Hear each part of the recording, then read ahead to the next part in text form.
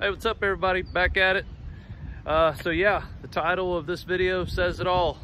Some of you have picked it up in my other videos on the Impala build and have asked me about it and commented and questioned me about it and stuff like that. So I figured, why not? Let's make a video about it and show everybody what else I'm working with here. So let me get this thing turned around and show you what I got.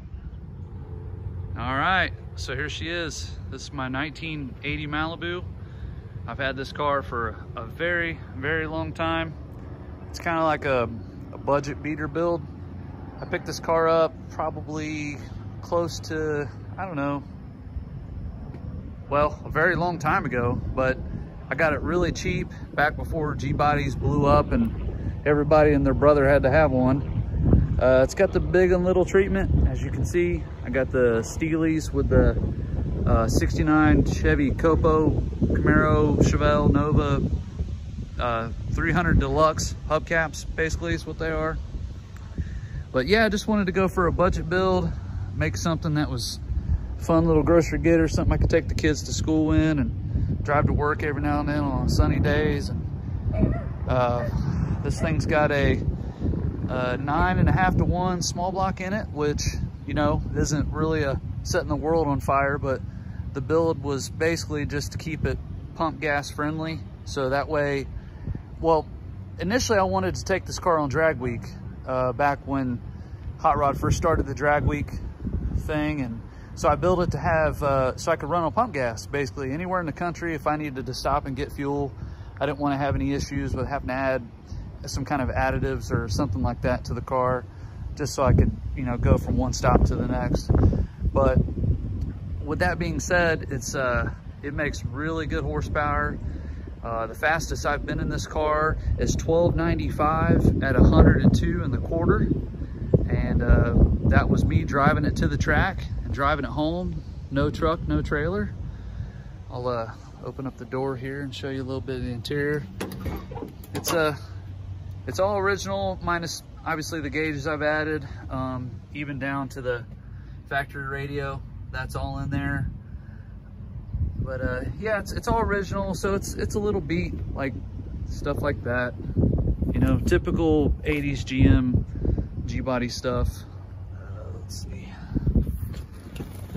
Original back seat, carpet. Everything inside the interior, like I said, is original except for those gauges. Because, you know, 80s GM stuff, well, Ford and Chrysler as well, just had dummy lights in the dash, so really nothing to tell you, unless you had like the Super Sport Monte Carlos, or I think the LS Monte Carlos maybe had, you know, oil pressure and water temp and stuff like that. But I needed something like that for when I was on the road driving this thing. But yeah, I mean, it shows well, you know what I mean? It's fun, it's comfortable. It's like driving a couch around, to be honest with you. Anybody that's ever had a 80s GM car can attest to that for sure. But a little closer shot at the wheels. I'm running some Mickey Thompson ET Streets. Sorry, ET Streets. And they're fun in the rain, as you can imagine, or when the road gets a little wet. These are, I believe, can't remember. 165 80 15. So yeah, they're pretty skinny. The rears are 255 60 15s. So it's not, you know, it's not the biggest tire in the world, but I didn't modify any of the wheel arch lips like most people do on these cars, and I really didn't want to tear into it that much. I just wanted to keep it simple and not really got the car anything like that. I'll show you the trunk. A little something I added a long time ago, my younger days. Battery in the trunk, shut off. Just keep it simple. Typical GM 80s stuff, but it's really clean. Frame rails on this car are near mint. The floor pans are really good shape. The body is in primer. That's something I did because this car was hit in the front end a long time ago with a deer. So the previous owner, probably, I don't know, 30 years ago, hit a deer, So the front end at one time was a different color, and when I was younger, I said, you know what, I'm just gonna primer the whole thing. Got a really crappy fitting hood, but you know, they're cheap. I don't know where you guys live, but these hoods can be found for 200 bucks or less, and if it's okay, but it's not ideal. I'll open the hood here in a minute and show you some of the stuff I did underneath the hood and show you the engine. But yeah, so it's in primer. Someday I'll paint it, maybe not, I don't know. I kind of like it like this because with kids and stuff like that, I don't have to worry about scratches or somebody door dinging it or anything like that. It's no big deal. So let me pause this here and I'll get the hood open and show you guys that. All right, so once I got the hood open here, as you can see, no inner wheel wells. They were damaged when the previous owner hit a deer.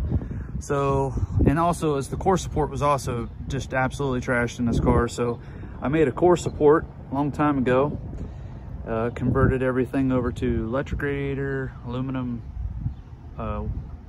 radiator, and doing that took almost 70 pounds off of just this area of the car. Lightened it up quite a bit. I used to have hood pins on it back in the day. I ended up putting kind of a stock hood latch back on it so I didn't have to worry about the pins anymore. This was a power brake car, but I converted it to manual brakes. And anybody that's ever had one of these cars can attest to the stopping power. There's almost none in the factory brakes. And that was after, you know, bleeding it several times and rebuilding everything. And finally I just said, screw it, and converted it to manual. But as far as the small block goes, a very dear friend of mine helped me put this together. It's a 355. I don't really know the horsepower, but I can tell you, you know, to get a car that, this car weighs approximately 3,250. So to get a car like that into the 12s, it's making some pretty decent power for a street car. It's got very early AFR heads, which are like a Brodix style. I think this is about the era when AFR and Brodix, I believe they're family members, the guys that started the companies. It's when they split and broke off into AFR. So these are very early heads. It's got a forged steel crank, forged rods, forged pistons. It's got Scorpion rockers, 1.6 intake, 1.5 exhaust, Holley 750. And let's see, just got a little underdrive pulley there, headers, just a really simple combination. Did get rid of the factory AC heater unit because it, for one, the person who had this car before me just absolutely hacked into it, and none of it worked. And I said, you know what, I'm not going to drive this car in the winter, especially with this engine combination. It's just something that I keep in the garage. So that was the outcome. And you know, fast forward all these years, I'm glad I did it. It doesn't really bother me much. But yeah, so that's it. It's got just a really simple setup on the front end.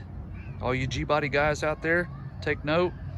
Iceman used to make core supports just like these on the Malibu racing page, and I don't even know if he's still in business anymore, but this thing was incredibly simple to make.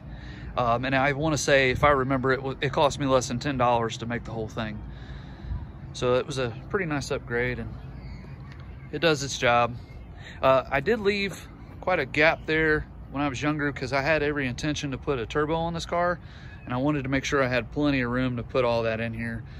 But since then, I just, you know, other projects come and go, and this thing, I've always had this thing, but in the end, it just kind of, it's one of those things that's just there when I need it to be.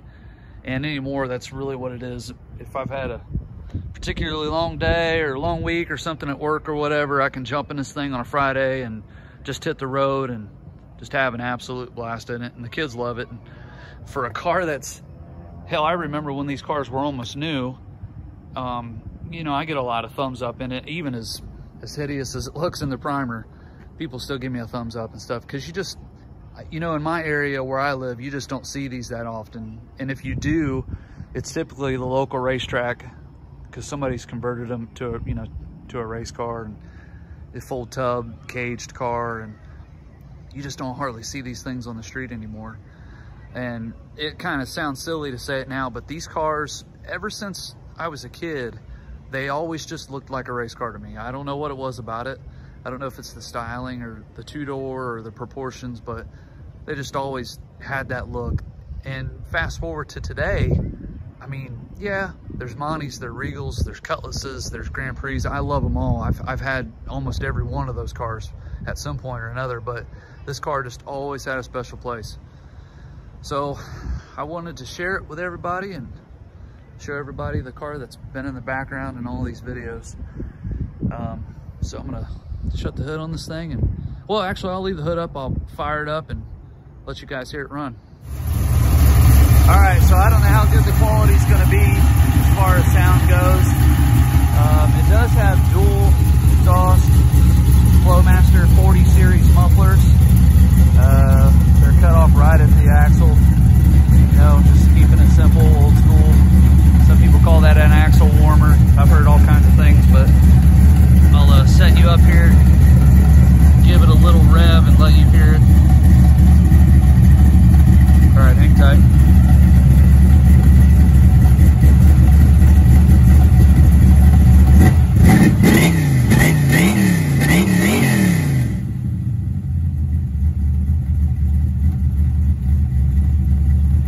Yeah, so I don't know how well that came out on camera as far as sound quality goes, but it does have a comp cam. I don't remember the lift and duration off the top of my head, but it's fairly aggressive for a street car. Let me go ahead and shut this thing off real quick. But I've put probably, I don't know, I'm probably 10,000 miles into the engine so far, and it's been built for a couple years now. I only drive it really on, you know, nice days or when it's still relatively warm out. And where I'm at, that's pretty much over by about mid to late October. So, and then I get it back out March and April. But yeah, it's served me well. It's always had great oil pressure and never left me stranded. Fingers crossed.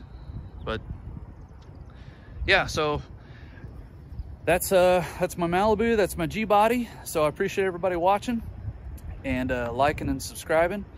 And I'm gonna set you back up on the tripod and do another little short video here, and then we'll cut you loose. Thanks again for watching.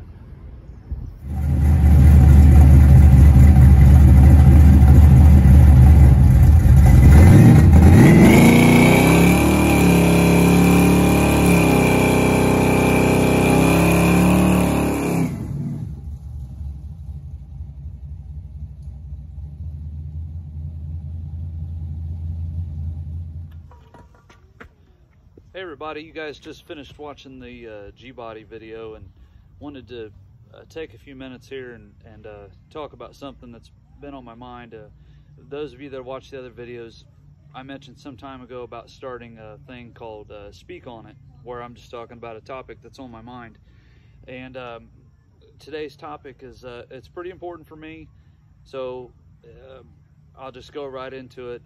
Those of you who are looking to start a YouTube or do this kind of thing, so far the experience has been pretty positive. I got a lot of support from a lot of people, a lot of, you know, nice comments and likes, and a lot of encouragement. But with that being said, I'm also getting a lot of negativity from some people, and you know, I know that's going to come, it's going to happen.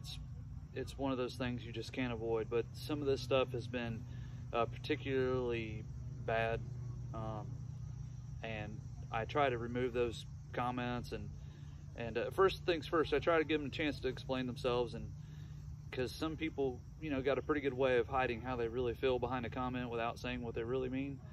So lately, all I can say is that with the Impala build, it's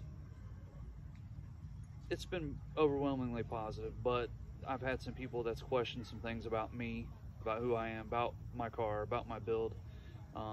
People saying that I'm confused about the color of my skin and confused about who I am, and you know, why would you want to build a car like this? And I'll be just frank with you, you know, saying, referring to me as another race, saying that I don't know who I am, and it's just, there's no place for that. There's no place for that here. There's no place on my channel for that.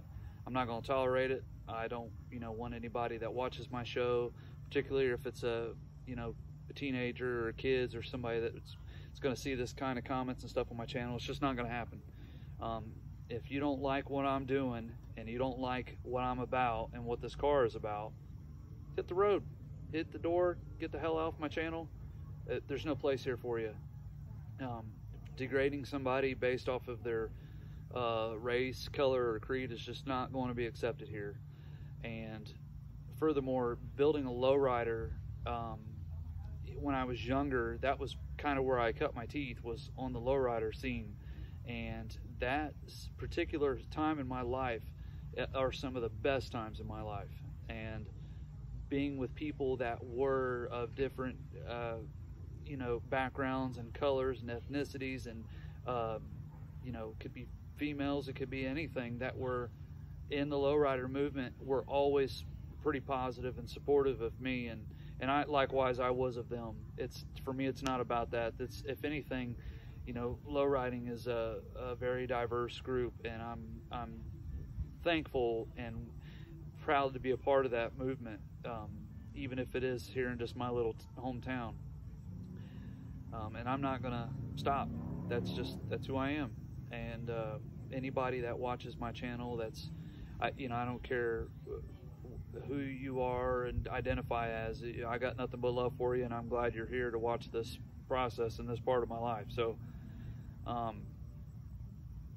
everyone's welcome, and I'm thankful for all of you, and I will never be sorry or ashamed of who I am and what I'm doing on this channel, and particularly this build. I know who I am, I know you know who you are, and I'm thankful that we can do this stuff together. So thanks for taking a few moments and hearing my message, and I appreciate you a lot, and we'll see you next time. Take care.